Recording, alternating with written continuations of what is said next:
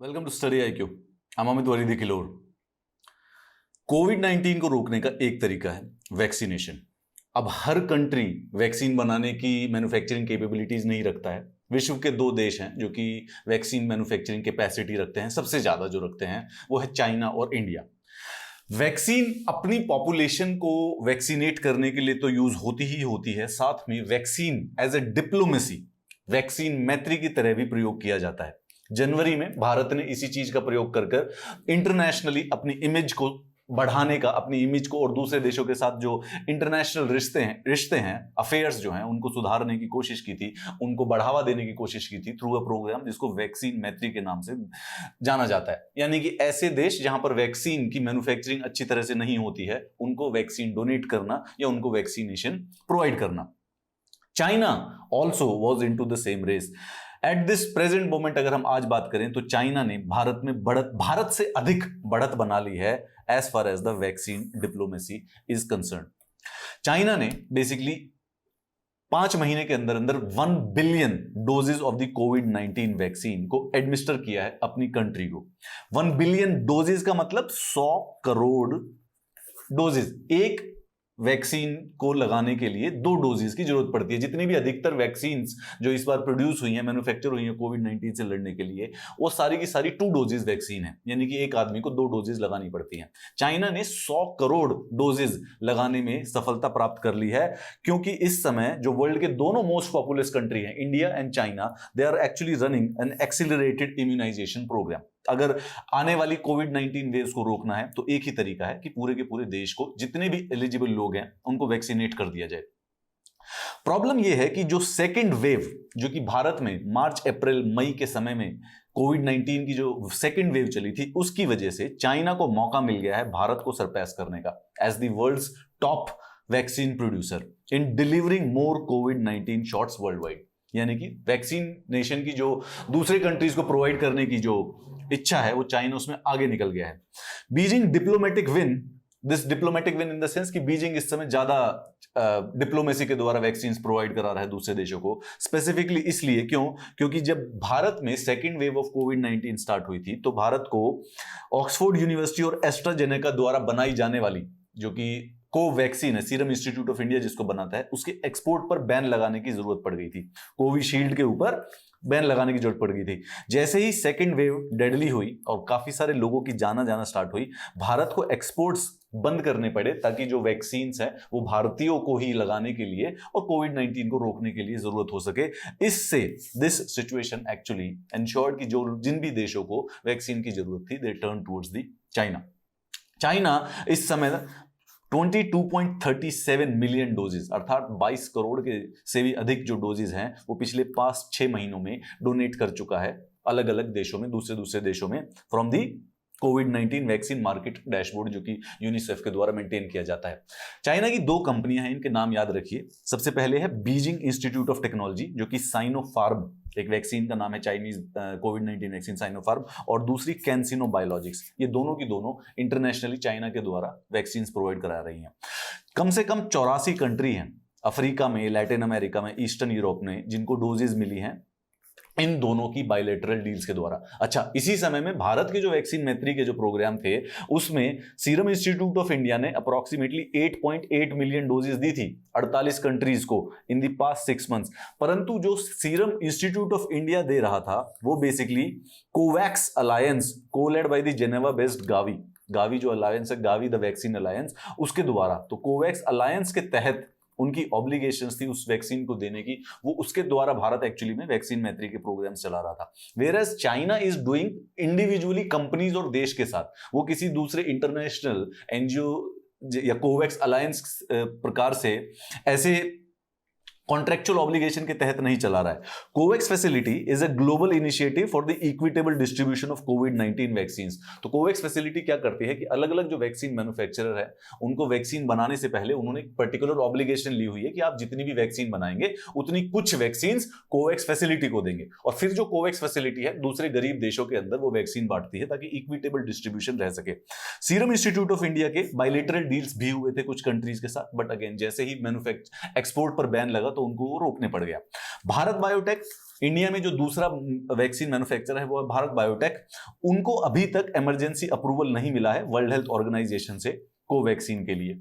जो उनकी वैक्सीन है उनका नाम है कोवैक्सीन, जिसकी वजह से उनकी एबिलिटी रुकी हुई है एक्सपोर्ट्स को बढ़ाने के लिए, क्योंकि जब तक इमरजेंसी अप्रूवल नहीं मिलेगा तब तक आप इन्वेस्टमेंट नहीं कर पाएंगे मैन्युफैक्चरिंग कैपेसिटी को बढ़ाने के लिए। The company has so far supplied it Covaxin to Nepal and Mauritius.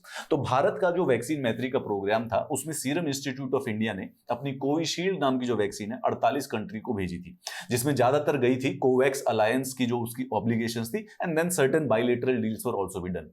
वहीं पर भारत बायोटेक के द्वारा बनाई गई जो कोवैक्सीन है वो, क्योंकि उस पर इमरजेंसी अप्रूवल नहीं है WHO का, तो वो नेपाल और मॉरिशस में ही भेजा गया था। सेकंड वेव जैसे ही भारत के अंदर आई, हमारे जो एक्सपोर्ट्स थे वैक्सीन के, वैक्सीन मैत्री का जो प्रोग्राम था उसको रोक दिया गया और यहां पर फायदा उठा ले गया China. Vaccine manufacturer in India can actually combine 5 billion doses a year. This is not कोविड-19 वैक्सीन। इन जनरल जो भारत है उसको विश्व की फार्मेसी कहा जाता है। क्यों? क्योंकि हमारे यहां पर इतनी बड़ी मैन्युफैक्चरिंग कैपेसिटी है वैक्सीन बनाने की कि हम एक साल में 500 वैक्सीन बना सकते हैं। दूसरी सारी की सारी मिला के, जैसे और भी जो दूसरी बीमारी है, टेटनस की, पोलियो की, इन प्रकार की सारी वैक्सीन मिला के। उसके बावजूद भी इंडिया के इस manufacturing progress of vaccine production 500 crore एक साल के अंदर वैक्सीन बनाने की कैपेसिटी के बावजूद भी India is losing ground to Chinese companies. क्यों? क्योंकि गवर्नमेंट को एक्चुअली में इस समय फोकस करना पड़ रहा है खुद भारत की जनता के ऊपर, ताकि कोई सेकेंड वेव के बाद थर्ड वेव या फोर्थ वेव ना आए और ज्यादा अधिक जाने ना जाए। डोमेस्टिक वैक्सीनेशन पे बढ़ने की वजह से, फोकस बढ़ने की वजह से चाइनीज कंपनीज को फायदा मिल गया है। And whereas China has also focused on the domestic consumption also.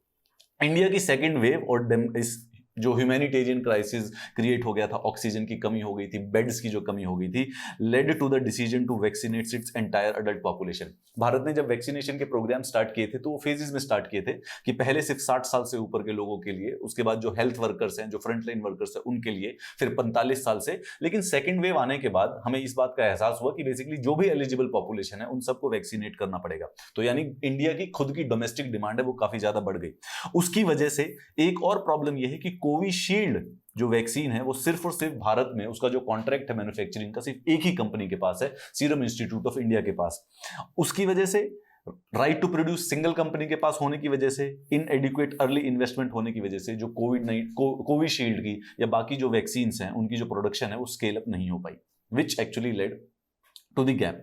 Africa में इस समय कम से कम नहीं तो 37% जो वैक्सीन है वो चाइनीज कंपनीज के द्वारा बायलैटरल डील्स कर सप्लाई की जा रही है। In comparison most vaccine supplied by the AstraZeneca were through the Covax facility. तो यानी कि भारत की तरफ से जो वैक्सीन गई भी थी वो भी कोवैक्स फैसिलिटी की तरफ से जा रही थी, जबकि चाइना जो है उसको इस तरीके से डिप्लोमेसी में फायदा हो रहा है, क्योंकि जो दूसरे देश उसके साथ बायलैटरल डील्स कर रहे हैं, नाउ दे आर कंसीडरिंग कि China is directly dealing with them. Even when India was sending it was actually coming through the Covax facility. तो उनको उस समय ये भी नहीं पता चल रहा था कि ये भारतीयों की तरफ से डायरेक्ट आई है।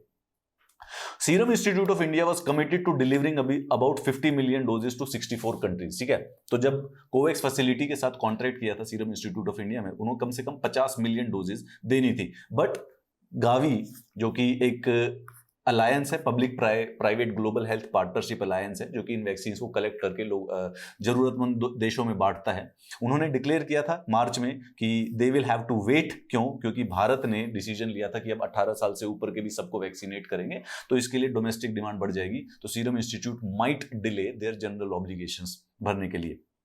चाइना का देखें हम, चाइना इस समय 1 बिलियन कोविड वैक्सीन एडमिनिस्टर कर चुका है, यानी कि 100 करोड़ कोविड वैक्सीन डोजेज लगा चुका है इस स्पीड से। चाइना के नेशनल हेल्थ कमीशन ने अनाउंस किया कि उन्होंने पिछले 5 दिनों में 100 मिलियन यानी कि 10 करोड़ के करीब डोजेज लगा दी, सिर्फ और सिर्फ 5 दिन के अंदर अंदर, यानी पर डे वो 2 करोड़ डोजेज लगा रहे हैं वैक्सीन की। अगर इस समय पूरे विश्व के रिलेटिव में देखा जाए तो 2.59 बिलियन यानी कि अराउंड 260 करोड़ वैक्सीन की डोजेज लगा चुकी है, जिसमें से 100 करोड़ डायरेक्टली सिर्फ और सिर्फ चाइना की वैक्सीन है।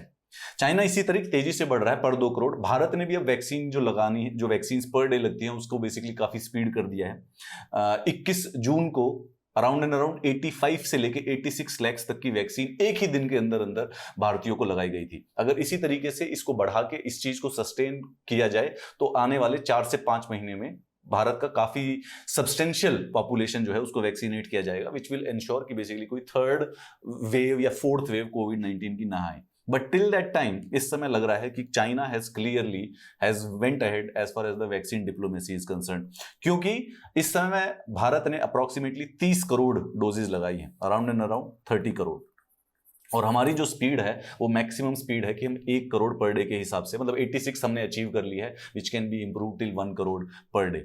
और उसको इंप्रूव करने के बावजूद भी आने वाले 3-4 महीनों तक हमें फोकस करना पड़ेगा डोमेस्टिक वैक्सीनेशन कैंपेन्स के ऊपर। Till then, as far as the vaccine diplomacy is concern, it seems that China has marched ahead of India. If you need the PDF of this class, this is the Telegram channel that you should join. I'll see you in the next class.